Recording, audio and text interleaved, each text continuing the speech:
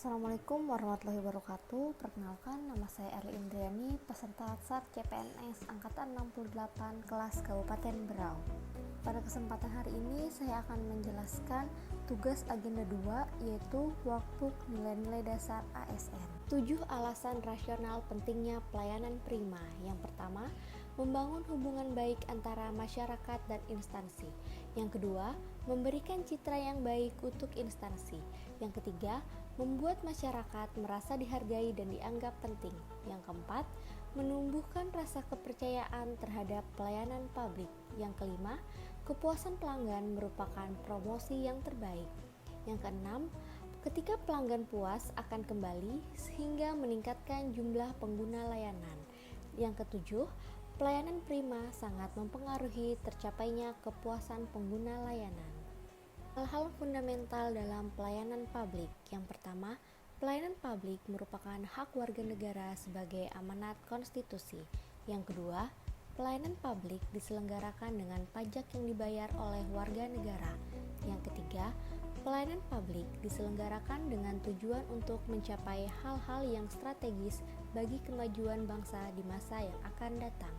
Yang keempat, pelayanan publik memiliki fungsi tidak hanya memenuhi kebutuhan dasar warga negara sebagai manusia, akan tetapi juga berfungsi untuk memenuhi perlindungan bagi warga negara. Sebagai seorang radiografer, pada saat saya melakukan pelayanan kepada pasien, saya melaksanakannya sesuai dengan SOP pemeriksaan yang berlaku.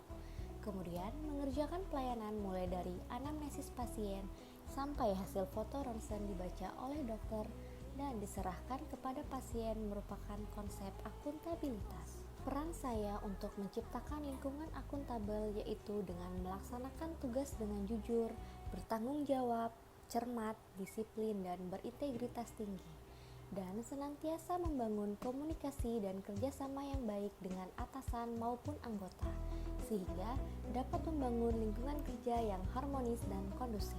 Sinergi perilaku kompeten adalah bentuk kerjasama dengan menerapkan perilaku kompeten seperti mengikuti pelatihan untuk mengembangkan dan meningkatkan kompetensi bersama, baik bersama pihak dalam maupun pihak luar, sehingga kita dapat mengaplikasikan perilaku kompeten sebagai output kita kepada pelayanan publik.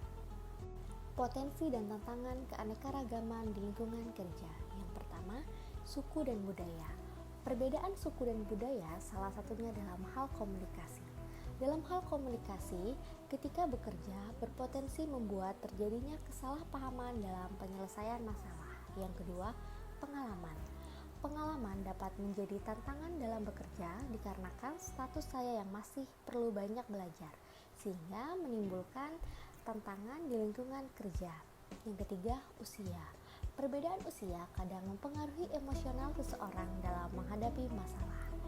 The Adaptive Culture Framework merupakan elemen organisasi adaptif yang digunakan sebagai fondasi dalam perencanaan organisasi meliputi yang pertama, purpose yaitu tujuan yang akan dicapai, yang kedua, cultural value yaitu nilai budaya, yang ketiga, visi atau tujuan organisasi, yang keempat, corporate value yaitu nilai organisasi, yang kelima, strategi organisasi, yang keenam, struktur organisasi, yang ketujuh, problem solving yaitu penyelesaian masalah, yang kedelapan, partnership working yaitu teman kerja, dan kesembilan, rules ataupun aturan. Berpikir kritis adalah suatu kemampuan untuk berpikir dengan rasional dan tertata yang bertujuan untuk memahami hubungan antara ide dan ataupun fakta.